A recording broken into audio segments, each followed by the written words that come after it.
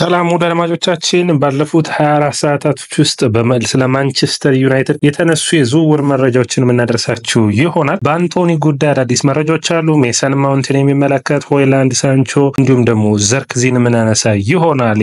የማንቸስተር ዩናይትድ የሚለቁ ተጫዋቾች እንግዲህ አራቱን ተጫዋቾች በሚመለከት አንቶኒ፣ ጋርናቾን፣ ሳንቾን እና ራሽፎርድን በሚመለከት ዩናይትዶች ጥረትን እያደረጉ ነው። ወደ የትኛው ክለብ ይሄዳሉ የሚለውን ከዛ በኋላ የአጥቂ ውሳኔያቸው የሚጠበቅ ይሆናል። ወደ አድማጮቻችን ማንቸስተር ዩናይትድ ሲፈለግ የነበረው ጥሩ ፐርፎርማንስ ሲጫወት የነበረው አሁን ወደ ባርሴሎና የሚያቀናውን ሮኒ ባይጃንም እናነሳለን። ስለነዚህና ተጨማሪ የዝውውር መረጃዎች እንዲደርሳችሁ የያያ ስፖርት ቤተሰብና አባል ይሁኑ። ላይክ፣ ሼር፣ ኮሜንት፣ ሰብስክራይብ ማድረጋችሁን አትርሱ። ይህ የያያ ስፖርት ነው። ጆይን በማድረግ የያያ ስፖርት ቤተሰብ ይሁኑ። ወደ አድማጮቻችን የመጀመሪያው መረጃችን የሚሆነው እንግዲህ ወደ ሪያል ቤቲስ እናቅናና የአንቶኒን ጉዳይ አንቶኒ በጣም በሚገርም ከማንቸስተር ዩናይትድ ከሚለቁት አራቱ ተጫዋቾች የአንቶኒ ነገር በጣም የሚገርም ነው። ቀጥተኛ የሆነ ግንኙነትን ሪያል ቤቲስ ከማንቸስተር ዩናይትድ ኃላፊዎች ጋር ጀምረዋል። ሙሉ በሙሉ ግል ጉዳይ ደሞዙ ለመቀነስ ተስማምቷል። ምክንያቱም በሪያል ቤቲስ ሙሉ የውድድር ዓመቱን በመጫወት ለ26ቱ የዓለም ዋንጫ መሳተፍን ያስባልና አንቶኒ በዚህ ጉዳይ ላይ በሚገባ እየሰራ ያለ ይመስላል። ሌሎች ተጫዋቾች በተለየ መልኩ ጀደን ሳንቾን ብታዩት በደሞዙ ጉዳይ እንግዲህ ሳይስማማ ቀርቶ ወደ ቼልሲ አለመሄድ ነው የፈለገው። ነገር ግን ሪያል ቤቲስና ማንቸስተር ዩናይትድ በውድድር ዓመቱ እንግዲህ በውሰት ውል የሚቆይ ይሆናል። በተለይ በላሊጋው ጥሩ ፐርፎርማንስ የሚያሳይ ከሆነ ወደ ሌሎች ክለቦችን የሚሄድ እድል ይኖረዋል። ከዛ ውጭ በዓለም ዋንጫ ብራዚል ብሔራዊ ቡድንን መሳተፍ ይፈልጋል። በካርሎ አንቸሎቲ ቡድን ውስጥ እንግዲህ በሪያል ቤቲስ ባሳየው ድንቅ ብቃት የተነሳ የቡድን የስብስቡ አባል ሆኗል፣ ተጠርቷል። ስለዚህ ይህንን ማስቀጠል እያሰበ ይገኛል። ሜሰን ማውንት ማንቸስተር ዩናይትዶች ሜሰን ማውንትን ምንም እንኳን ሩበን አሞሪም ተመራጭ ተጫዋች አድርጎ ቢያየውም ነገር ግን ዩናይትድ ትክክለኛ ገንዘብ ከቀረበለት የስብስቡ ውስጥ ያሉ ተጫዋቾችን ማንም አይነኪ አይደለም። ስለዚህ በሜሰን ማውንት ጉዳይ ደግሞ አስቶን ቪላ የዚህ ተጫዋች ፈላጊ ሆኖ መጥቷል። ኡናይ ኤምሬ የዚህ ተጫዋች አድናቂ ናቸው፣ በጣም ይወዱታል። በተለይ በቴክኒካሉ ያለውን ብቃት አስቶን ቪላ በቪላ ፓርክ ምርጥ ብቃቱን ያሳያል ብለው ያስባሉ። የደሞዙ ጉዳይ ትንሽ ድርድሮችን የሚጠይቅ ቢሆንም ኡናይ ኤምሬ የዚህን ተጫዋች ፍላጎት አላቸው። እስከ 30 ሚሊዮን ፓውንድ እስከ 35 ሚሊዮን ፓውንድ ለማቅረብ ፍላጎት አለ። አስቶን ቪላ እንግዲህ በአማካይ መስመር ላይ እንዲሁም ደግሞ በቻምፒዮንስ ሊግ ለመሳተፋቸውን ተከትለው በዝውውር መስኮቱ ላይ በሚገባ እየተንቀሳቀሱ እንዳልሆነ ይታወቃል። ያም የሆነው ምንድነው በፒኤስአር ሩል ምክንያት ለሚቀጥለው የውድድር ዓመት ዝግጅት ማድረግ የሚጀምሩት ከሐምሌ ወር ጀምሮ ነው። ስለዚህ አስቶን ቪላ ከሐምሌ ወር ጀምሮ በዝውውር መስኮቱ ላይ የሚሳተፍ ይሆናል። ስለዚህ የተሻሉ ተጫዋቾችን ለማምጣት ጥረታቸውን ያደርጋሉ። አንዱ እንግዲህ በኡናይ ኤምሬ በጣም የሚወደሰውና ጥሩ ብቃቱን መልሶ ያገኛል ተብሎ የሚታሰበው ሜሰን ማውንት ነው የሚሆነው። ሩበን አሞሪም ይህንን ተጫዋች መልቀቅ አያስቡም። ነገር ግን የተሻለ ገንዘብ ካቀረቡ ዩናይትዶች ይህንን ተጫዋች በመልቀቅ ቡድኑን በአጠቃላይ ማጠናከርን ይፈልጋሉ። የማቲያስ ኩኛ መምጣት የግራ መስመሩን በ10 ቁጥር ሚና የሚጫወት ተጫዋችን አግኝተዋል። ነገር ግን የሜሰን ማውንት መኖር ለዚህ ስብስብ አስፈላጊ ነው ብለው ያምናሉ። ስለዚህ የተሻለ ብቃት የተሻለ ፐርፎርማንስን ዩናይትድን ለማሻሻል እያሰቡበት ይገኛሉ። ራስመስ ሆይላንድ ሌላኛው የዝውውር መረጃችን የሚሆነው ራስመስ ሆይላንድና አሌክሳንደር ጋርናቾን የሚመለከት ነው። ነገር ግን በራስመስ ሆይላንድ ዝውውር እንጀምሩ ደርማቻችን። ራስመስ ሆይላንድ እንግዲህ በውድድር ዓመቱ ላይ በማንቸስተር ዩናይትድ በተለይ ባለፉት 2 ዓመታቶች በጣም ምርጥ ፐርፎርማንስ ይኖረዋል ተብሎ ከሚጠበቁ አጥቂዎች ውስጥ አንዱ ነበር። ነገር ግን ፐርፎርማንሱ ከጊዜ ወደ ጊዜ እየወረደ እንዳለ ዩናይትዶች ተገንዝበዋል። ናፖሊ ደግሞ የአጥቂ መስመሩ ማጠናከር ይፈልጋል። ከዚህ በፊት በማንቸስተር ዩናይትድ ማክቶሚናን አስፈርመው የተሳካላቸው ናፖሊዎች አሁን ራስመስ ሆይላንድ መውሰድ ይፈልጋሉ። ሌላኛው ዳርዊን ኑኔዝንም እንደሚፈልጉ ይታወቃል። ከሊቨርፑል ቤት ከሁለት አንዱን አጥቂ ወደ ዲያጎ አርማንዶ ማራዶና ስታዲየም በመውሰድ አንቶኒዮ ኮንቴ የቡድናቸው የመጀመሪያ አጥቂ ማድረግ ይፈልጋሉ። ናፖሊ በዚህ ዝውውር መስኮት ላይ እንግዲህ ራሳቸውን ለማጠናከር እንደሚፈልጉ ይታወቃል። ኦሎሪዮ ደ ላውረንቴስ ፍቃዳቸውን ሰጥቷል። ስለዚህ አንዱ ከፍተኛ ገንዘብ ካላቸው ቡድኖች ውስጥ አንዱ ናፖሊ ነው። ስለዚህ ማንቸስተር ዩናይትዶች ይህንን ተጫዋች እንግዲህ ለመልቀቅ ያስባሉ። ነገር ግን አንደኛ የመግዛት ግዴታ ባለበት የውሰት ውል፣ ያለበለዚያ ደግሞ በውድድር ዓመቱ ላይ በተጫወተበት ጊዜ ታይቶ በቋሚ ዝውውር የሚጠናቀቅ ካልሆነ በውሰት ውል ይህንን ተጫዋች የመልቀቅ ፍላጎት የላቸውም።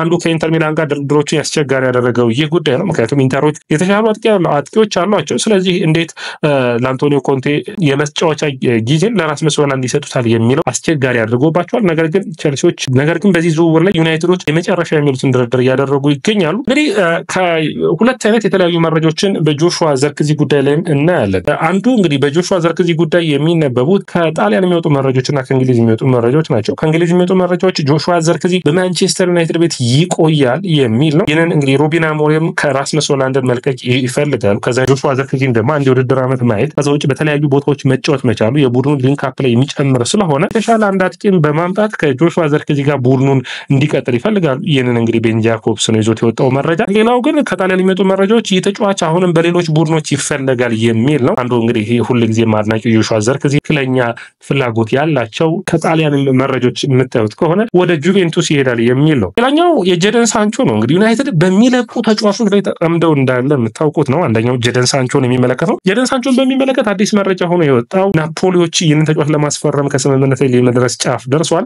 ጁቬንቱስ ከዚህ ፉክክር ወጥቷል። ይህ እንግዲህ ለዩናይትድ ጥሩ ዜና የሚባል ነው። ዩናይትዶች የሚፈልጉትን 20 ሚሊዮን ፓውንድ ከዚህ ተጫዋች የሚያገኙ ይሆናል። ደሞዙ ጉዳይ ላይ ከናፖሊ ጋር ድርድር እያደረጉ ነው የሚገኙት። አንቶኒዮ ኮንቴ ይህንን ተጫዋች ወደ ምርጥ ብቃቱ የመመለስ ፍላጎት አላቸው። ስለዚህ ይህንን ተጫዋችን የሚወስዱት ይሆናሉ። ስለዚህ ጀደን ሳንቾን እና እንዲሁም ደግሞ ራስመስ ሆይሉንድን ከዩናይትድ ለማስፈረም እየጣሩ ይገኛሉ። አሌሃንደር ጋርናቾን በሚመለከት እንግዲህ ጋርናቾ ከእንግሊዝ ፕሪሚየር ሊግ መልቀቅ እንደማይፈልግና ከእንግሊዝ ፕሪሚየር ሊግ የሚመጡ ጥያቄዎችን ማንቸስተር ዩናይትዶች እንዲቀበሉ አሁንም ጥያቄውን እያቀረበ ነው የሚገኝ። ዛሬ ደግሞ እንግዲህ መወያያ ርዕስ ሆኗል። የራሽፎርድን የአስቶን ቪላ ማሊያ አድርጎ ታይቷል። ይህ እንግዲህ ብዙ ዝግብን አስነስቶበታል። የተቃራኒ ቡድንን ማሊያ ለብሶ ይታያል የሚል ነው።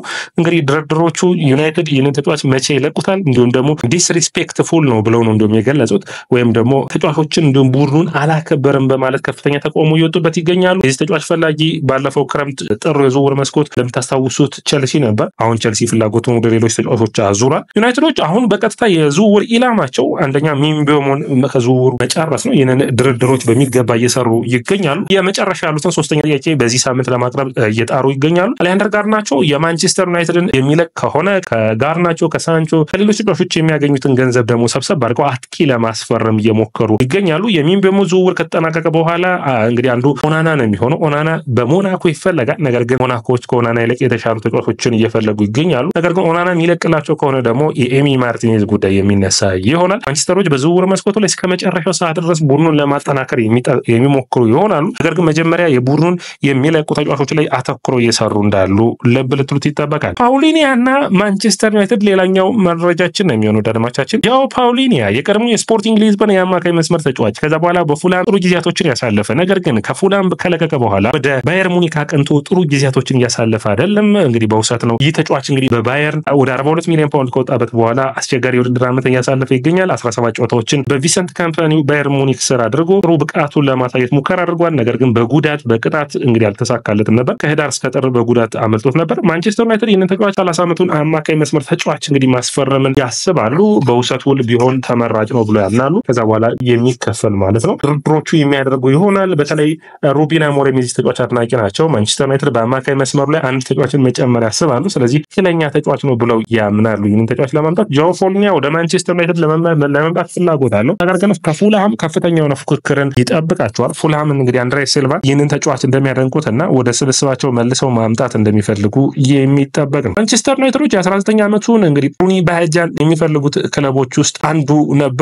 ነገር ግን በመጨረሻ ይህ ተጫዋች ከማንቸስተር ዩናይትድ እንዲሁም ደግሞ ፖርቶ ጥያቄ ይልቅ ወደ ባርሴሎና ማቅናትን ተስማምቷል። ማንቸስተር ዩናይትድ በመጨረሻዎቹ ጊዜያቶች በዝውውር መስኮት ላይ የአጥቂ መስመርን ይፈልጋሉ። ከሚፈልጋቸው ተጫዋቾች ውስጥ አንዱ ደግሞ ማቴታ ነው። ማቴታን ማምጣት እንግዲህ ለማንቸስተር ዩናይትድ የአጥቂ መስመር የተሻለ ፐርፎርማንስና የተሻለ ብቃትን ያመጣል ብለው ያስባሉ። ስለዚህ በዚህ ተጫዋች ጉዳይ ላይ ጥረቶችን እያደረጉ ይገኛሉ። የመጨረሻ የሚሉትን እንግዲህ በዝውውር መስኮቱ ላይ የተጫዋቾችን ዋጋ የሚያረጋግጡ ከሆነ የተሻለ ገንዘብ የሚኖራቸው ከሆነ ወደ ማቴታ እንቅስቃሴዎችን ያደርጋሉ። ነገር ግን አሁንም ቢሆን የተሻሉ አጥቂዎችን እንደ ቪክቶር ዮኬሬስ፣ ኦሲሜን አይነት አጥቂዎችን ይፈልጋሉ። ስለዚህ በሊስታቸው ውስጥ ካሉ አጥቂዎች ውስጥ ግን አንዱ ማቴታ መሆኑን መርሳት የለባቸውም። ሰላም አድማጮቻችን፣ ያያ ስፖርት ነው። ላይክ፣ ሼር፣ ኮሜንት፣ ሰብስክራይብ ማድረጋችሁን አትርሱ።